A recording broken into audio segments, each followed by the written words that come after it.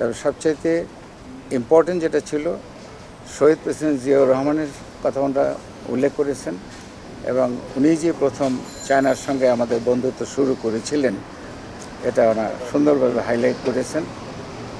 তারপরে শহীদ প্রেসিডেন্ট জিয়াউর রহমানের পরে ম্যাডাম খালেদা জিয়া যখন আসলেন, উনি